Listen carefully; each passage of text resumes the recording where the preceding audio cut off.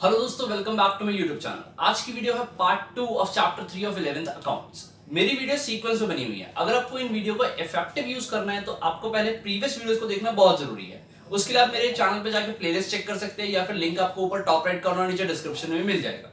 So without wasting time let's get into today's video और चलिए सीखते हैं।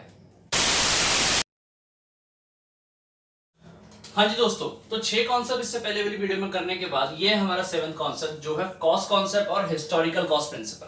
क्या कहता है ये प्रिंसिपल है कॉन्सेप्ट? ये एक बहुत ही इंपॉर्टेंट प्रिंसिपल है और ये कहता है asset is recorded in the books of accounts at the price paid to acquire it. यानी इस कॉन्सेप्ट के अकॉर्डिंग कोई भी एसेट जिस वैल्यू पे परचेज होगी वो वैल्यू बुक्स में रिकॉर्ड होगी। अच्छा, तो मैं आपको एग्जांपल से समझाता हूं कि सपोज 2020 के स्टार्टिंग में आपने एक एसेट 5 लाख रुपए की खरीदी और जब 2020 का एंड हुआ आपने अपनी बुक्स को क्लोज करना है। तो जब आप फाइनल अकाउंट्स अपने बनाने लगे, फाइनल अकाउंट्स का मतलब आप अपनी बैलेंस शीट बना रहे हो और इस बैलेंस शीट के अंदर इस एसेट को दिखाना चाहते हो। देखो, आपने खरीदी थी 2020 में 5 लाख की। जब आप बैलेंस शीट बना रहे हो ना, तो मार्केट में इस एसेट की वैल्यू हो सकता है ज्यादा हो सकता है कम हो।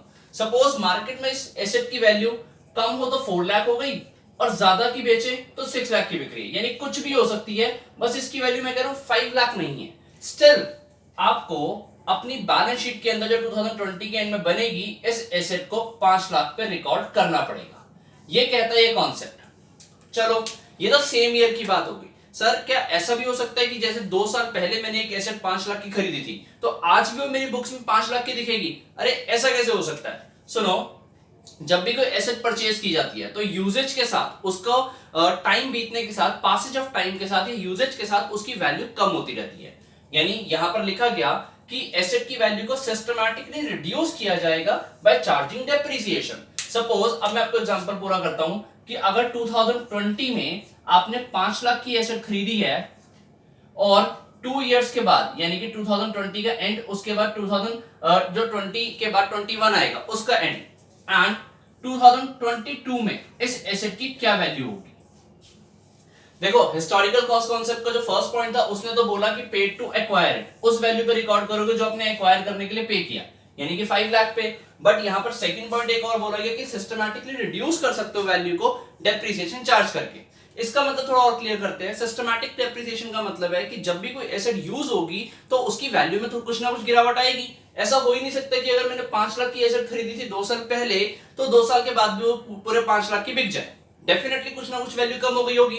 तो यहां पर systematic depreciation, suppose yearly depreciation 10% के हिसाब से 2 साल का 50,000 और 50,000 बन गया। तो यहां पर वैल्यू 4 लाख की रिकॉर्ड हो रही है। ये है इसकी हिस्टोरिकल कॉस्ट जो सिस्टमैटिकली रिड्यूस हुई है डेप्रिसिएशन को चार्ज करके। तो देखो, हिस्टोरिकल कॉस्ट कॉन्सेप्ट को एक नाम और है इसका, इसको ओरिजिनल कॉस्ट मेथड भी बोला जाता है, कि ओरिजिनल कॉस्ट कॉन्सेप्ट भी बोला जाता है कि एसेट की जो ओरिजिनल कॉस्ट थी उसी पे इसको रिकॉर्ड किया जा रहा है। ये एक इंपॉर्टेंट कॉन्सेप्ट है। ऐसा देखो क्यों किया जाता है। बेसिकली ऐसा किया जाता है बुक्स में यूनिफॉर्मिटी लाने के लिए। मार्केट वैल्यू से अफेक्ट नहीं होती हमारी प्राइसेस। अकाउंट्स को ट्रू एंड फेयर पिक्चर देता है ये कॉन्सेप्ट कि हमारा जो रियल में वैल्यू पे की गई थी इसको परचेज करने में उसी वैल्यू पे रिकॉर्ड करेंगे। तो एक छोटा सा कॉन्सेप्ट था हिस्टोरिकल कॉस्ट कॉस्ट कॉन्सेप्ट। इसके अकॉर्डिंग एसेट को रिकॉर्ड किया जाएगा price paid to acquire it, but systematically reduce किया जाएगा उसमें से डेप्रिसिएशन को माइनस करके। हाँ जी, जो हमारा नेक्स्ट कॉन्सेप्ट है वो है मैचिंग कॉन्सेप्ट। इसको करने से पहले हमें बिजनेस का ऑब्जेक्टिव पता होना चाहिए। देखो, बिजनेस का एक मेन ऑब्जेक्टिव होता है प्रॉफिट अर्न करना, कभी कभी लॉस भी हो जाता है। सो बेसिकली प्रॉफिट या लॉस के लिए बिजनेस किया जाता है। ओके, अब प्रॉफिट या लॉस को फाइंड करने का सबसे आसान तरीका क्या है कि सर जो मैंने कमाया और जो मैंने उसको कमाने के लिए लगाया था, यानी मेरे जो रेवेन्यूज है और जो मेरे एक्सपेंसेस है, रेवेन्यूज में से एक्सपेंसेस को माइनस कर दो तो आपका प्रॉफिट या लॉस फाइंड हो जाएगा। यहां पर भी यही बोला गया। मैचिंग कॉन्सेप्ट या मैचिंग प्रिंसिपल यही बोलता है कि to match revenues of one period with the expenses of that period. यानी सपोज मैं 2020 की बात करता हूं, 2020 में मैंने रेवेन्यू कमाया, यानी कि मैंने जो भी पैसा कमाया, सपोज 10 लाख रुपीस, इस पैसे को कमाने के लिए मैंने कुछ एक्सपेंसेस भी किए होंगे। मैंने उससे मैच किया कि यार इस पैसे को कमाया तब जब मैंने 6 लाख रुपए जेब से लगाए भी थे, यानी कि मैंने 4 लाख रुपीस का प्रॉफिट कमाया। ये एक्सपेंसेस ज्यादा भी हो सकते थे तो लॉस भी हो सकता था, इस बार मुझे प्रॉफिट हो गया। तो ये मैंने कैसे निकाला? मैंने रेवेन्यूज को मैच किया एक्सपेंसेस से। यही बोलता है ये कॉन्सेप्ट, मैचिंग कॉन्सेप्ट, कि आप एक पीरियड के रेवेन्यूज को उस पीरियड के एक्सपेंसेस से मैच करो तो आप बिजनेस का जो मेन ऑब्जेक्टिव है प्रॉफिट या लॉस फाइंड करना, वहां तक पहुंच पाओगे। और बोला गया कि एडजस्टमेंट्स कर दी जाती हैं आउटस्टैंडिंग या प्रीपेड एक्सपेंसेस के लिए। अच्छा देखो, ये एक्सपेंसेस है, मैंने कहा 6 लाख रुपए के पूरे ईयर के एक्सपेंसेस थे। ऐसा तो नहीं है कि ये 6 लाख रुपए के एक्सपेंसेस सारे पे हो चुके हों, यानी इसमें बहुत सारे एक्सपेंसेस ऐसे हो सकते हैं जो अभी मुझे पे करने हो, पर मैं यहाँ अकाउंटिंग कर रहा हूँ और अकाउंटिंग टोटल एक्सपेंसेस के लिए ले रहा हूँ। मैं आपको एग्जांपल देके समझाता हूँ।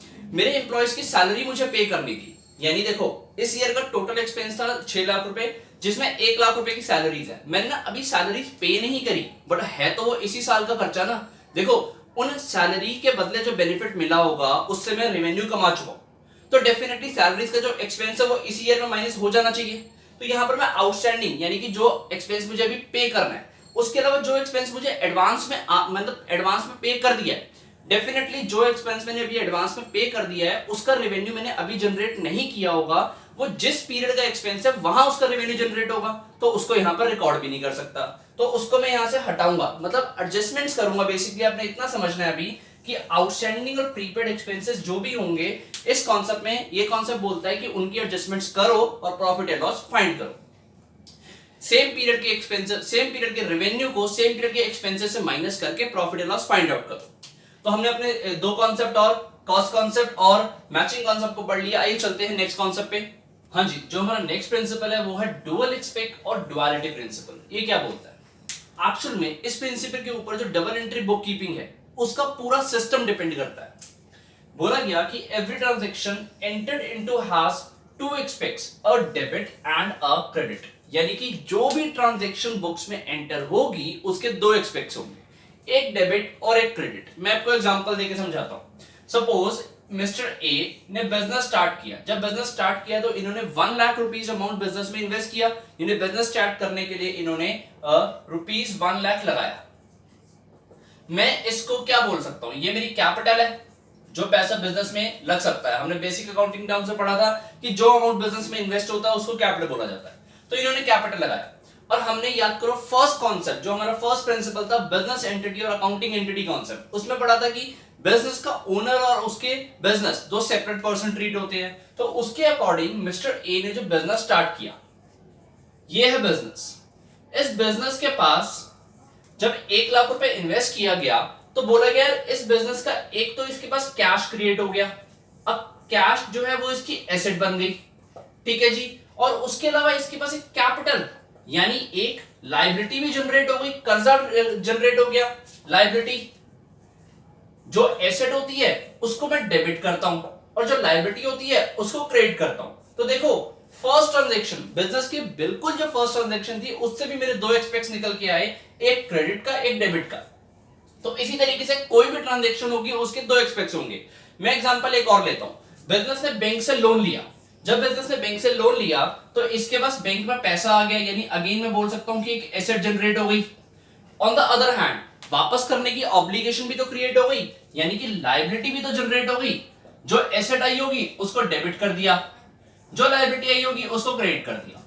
यानी बेसिकली पूरा डबल एंट्री जो सिस्टम है वो इस कॉन्सेप्ट पे डिपेंड करता है। एक इंपॉर्टेंट चीज कि जो डेबिट और क्रेडिट क्रिएट होंगे वो हमेशा इक्वल अमाउंट के होंगे। आगे जाके हम एक चैप्टर और पढ़ेंगे, फिफ्थ चैप्टर हमारा अकाउंटिंग इक्वेशन, उसके अंदर भी हम इसी कॉन्सेप्ट का ध्यान रखेंगे कि हर ट्रांजैक्शन जितना हम अमाउंट से डेबिट करेंगे उसी अमाउंट से क्रेडिट करेंगे, ठीक है। अच्छा, तो ये था हमारे कॉन्सेप्ट डुअल एक्सपेक्ट डुअलिटी। इसके अकॉर्डिंग हर ट्रांजैक्शन के दो एक्सपेक्ट्स होते हैं, एक डेबिट एक क्रेडिट, और वो दोनों इक्वल अमाउंट के होते हैं। नेक्स्ट है हमारा बहुत ही important principle revenue recognition concept. क्या कहता है? इस कॉन्सेप्ट के अकॉर्डिंग आप अपने रेवेन्यू को रिकॉग्नाइज करते हो बुक्स में, यानी कि शो करते हो। तो ये कॉन्सेप्ट आपको ये बताता है कि आपने रेवेन्यू को अपने बुक्स में कब शो करना है। रेवेन्यू क्या है? जो आप कमा रहे हो, तो आप अपने कमाई को बुक्स में कब रिकॉर्ड करोगे, ये बताता है। इस कॉन्सेप्ट के अकॉर्डिंग दो कंडीशन लगाई गई कि the revenue is considered to have been realised. Revenue को रियलाइज या रिकॉग्नाइज तब मानोगे जब when a transaction has entered into, यानी जब एक ट्रांजेक्शन एंटर हो जाओगे, जब एक किसी ट्रांजेक्शन में आप एंटर हो चुके हो। अभी हम इसको डिटेल में करते हैं। Second condition, obligation to receive the amount is establish. आपको उस ट्रांजेक्शन के बदले, जो उस ट्रांजेक्शन जो भी हो उसके बदले जो अमाउंट मिलना है उसकी ऑब्लिगेशन एस्टैब्लिश हो चुकी है। दो कंडीशन सेटिस्फाई करनी है, अगर हो जाती है तो आपका कॉन्सेप्ट बिल्कुल ठीक है, आप अपने रेवेन्यू को रिकॉग्नाइज कर सकते हो। एग्जांपल से समझते हैं। सपोज आपने सेल्स करी, आपने सेल करी फरवरी 2020 में, ठीक है, और आपको अमाउंट रिसीव होना है इस सेल के लिए। आपको अमाउंट रिसीव हुआ अप्रैल 20 में। माय क्वेश्चन इज कि आप अपनी बुक्स में सेल को कब रिकॉर्ड करोगे? डेफिनेटली मैं अपनी बुक्स के अंदर सेल को फरवरी 20 में रिकॉर्ड करूंगा। क्यों? क्योंकि मेरा कॉन्सेप्ट क्या बोल रहा था कि when a transaction has been entered into books, यहां पर मैंने ट्रांजैक्शन जब सेल्स करी फरवरी 20 में, अमाउंट मुझे अप्रैल में रिसीव हो रहा है, उसको छोड़ो, मैं एंटर कब हो गया ट्रांजैक्शन में, सेल्स ट्रांजैक्शन में फरवरी में। ओके, फर्स्ट कंडीशन सेटिस्फाई हो गई, ठीक है। सेकंड क्या बोलती है? Obligation to receive the amount. जब मैंने सेल्स करी होगी, मेरे पास लीगल ऑब्लिगेशन तो बन गई होगी ना कि मुझे उस पर्सन से पैसा लेना है, तो यहां पर दोनों कंडीशन सेटिस्फाई हो गई, इसलिए मुझे सेल्स को यहां रिकॉर्ड करना है, तो मेरा जो रेवेन्यू रिकॉग्नाइज हो जाएगा वो फरवरी में हो जाएगा। एक और एग्जांपल, इस बार क्या हुआ कि फरवरी 20 में मेरे पास एडवांस आ गया और जो मैंने सेल करी वो अप्रैल में करी है। यानी इस बार क्या हुआ कि फरवरी 20 में मैंने एडवांस रिसीव कर लिया, मेरे को मेरा जो बायर था मेरे से, जिसने माल खरीदना था, गुड्स खरीदने थे, वो मेरे को एडवांस दे गया, बोला सर लो एडवांस ले लो, हमें जो मैं आपको जो गुड्स बेचूंगा, मतलब मैंने उसको बोला कि मैं सेल्स आपको अप्रैल में कर पाऊंगा, उसने कहा ठीक है। अब क्वेश्चन है कि मैं कहां पर रेवेन्यू को रिकॉग्नाइज करूंगा? देखो इस बार क्या हुआ है कि अमाउंट आ चुका है, अभी तक सेल नहीं हुई, यानी लीगल ऑब्लिगेशन अराइज नहीं हुई अमाउंट रिसीव करने की। हाँ, वो अमाउंट रिसीव हो चुका है, बट अगर मैंने वो सेल कॉन्ट्रैक्ट जो भी हमारे बीच में फरवरी में हुआ है उसको पूरा नहीं किया तो मुझे एडवांस को वापस करना पड़ेगा। यानी यहां पर इस केस में जो मेरी रेवेन्यू रिकॉग्नाइज्ड होगा अप्रैल में, जब मैं सेल कर दूंगा। यानी देखो दो कंडीशन कि एक तो ट्रांजैक्शन एंटर होनी चाहिए, यहां पर ट्रांजैक्शन तो फरवरी में एंटर हो गई थी, ठीक है, बट अभी तक ऑब्लिगेशन अराइज नहीं हुई थी अमाउंट को रिसीव करने की। सो इसीलिए इस कॉन्सेप्ट में बोला गया, यानी इस कॉन्सेप्ट के अकॉर्डिंग जो इस एग्जांपल के अंदर सेल रिकॉर्ड होगी, रेवेन्यू रिकॉग्नाइज्ड होगा वो अप्रैल में होगा, ठीक है। यानी हमें रेवेन्यू रिकॉग्निशन कॉन्सेप्ट ने सिखाया कि हमें अपना रेवेन्यू को कब रिकॉग्नाइज करना है, रिकॉर्ड करना है, सिंपल लैंग्वेज में कब रिकॉर्ड करना है बुक्स में, जब आप दो कंडीशन को एक साथ साइमल्टेनियसली फुलफिल कर दोगे। क्या कंडीशन थी? ट्रांजैक्शन एंटर्ड हो जानी चाहिए बुक्स में और obligation to receive the amount is established. अगर आप एग्जाम में आपसे ये कॉन्सेप्ट पूछा जाता है, 3-4 नंबर में पूछा जा सकता है, और उसके अंदर अगर आप ये कंडीशंस नहीं लिख के आ रहे हो तो आपको नंबर नहीं मिलेंगे। सेकंड हमारा कॉन्सेप्ट है, ये सॉरी लास्ट हमारा कॉन्सेप्ट है वेरीफाइबल ऑब्जेक्टिव कॉन्सेप्ट। क्या कहता है? कहता है accounting should be free from personal bias, यानी अकाउंटिंग पर्सनल बायस से फ्री होनी चाहिए। बेसिकली आप पर्सनल जजमेंट्स को लगा के अपने अकाउंट नहीं बना सकते, आपको हर ट्रांजैक्शन के लिए एविडेंस की जरूरत है। यहां पर यह बोला जाता है सर एविडेंस कैसे? सपोज आपने कोई सेल्स करी, आपने उस सेल्स के लिए कोई रिकॉर्डिंग नहीं करी, कोई आपके पास बिल नहीं है, आपने परचेज किया तो उस परचेज का बिल तो होना चाहिए ना कि इस पार्टी से परचेज किया है। कल को आप अपने अकाउंट्स को क्लोज कर रहे हो तो आप अपने मन से थोड़ा लिख रहे हो यार मैंने वो परचेज शायद 2 लाख की होगी, आपको उसका एक सपोर्टिंग डॉक्यूमेंट चाहिए। बेसिकली आप पर्सनल बायस जजमेंट के बेस पे अकाउंट्स नहीं बना सकते, सपोर्टिंग डॉक्यूमेंट्स रखो, कैश मेमो, बिल्स, इनवॉइसेस होते हैं, सपोर्टिंग डॉक्यूमेंट्स, एविडेंसेस, एविडेंस चाहिए आपको हर ट्रांजैक्शन का कि आप रिकॉर्ड कर रहे हो transaction on the base of this evidence. तो ये था हमारा वेरीफाइबल ऑब्जेक्टिव कॉन्सेप्ट। इसके साथ ही हमने अपने सारे अकाउंटिंग प्रिंसिपल्स को खत्म कर लिया है। तो आज की वीडियो में हमने अपने सारे अकाउंटिंग प्रिंसिपल्स को खत्म कर लिया है। अब जो हमारी नेक्स्ट वीडियो होगी इस चैप्टर पे बेस्ड वो होगी अकाउंटिंग स्टैंडर्ड्स के लिए और इंटरनेशनल फाइनेंशियल रिपोर्टिंग स्टैंडर्ड्स के लिए। उसके बाद हमारा चैप्टर खत्म हो जाएगा। अगर आपको ये कॉन्सेप्ट समझ आया और वीडियो अच्छी लगी तो इसको लाइक करो और अपने सभी दोस्तों के साथ शेयर करो।